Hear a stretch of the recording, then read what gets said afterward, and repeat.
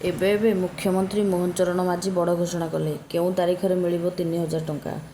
वीडियोटी संपूर्ण देखिबा लागि दयाकोरी लाइक शेयर सब्सक्राइब करंतु। आउ जो माने चैनल को नुआ आछंती दयाकोरी चैनल टी को सब्सक्राइब करी पाखरे थिबा बेल आइकन को क्लिक करी ऑल रे सेट करंतु।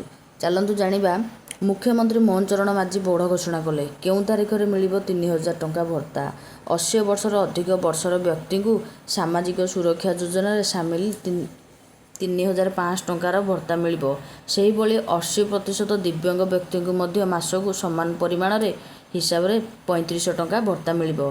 तेबे गत मासर विधानसभा रे मुख्यमंत्री मोहन चरण माझी बजेट रे 2024 एवं 25 एही घोषणा करिबा परे एहाकु नै राज्यव्यापी चर्चार आरंभ होउची।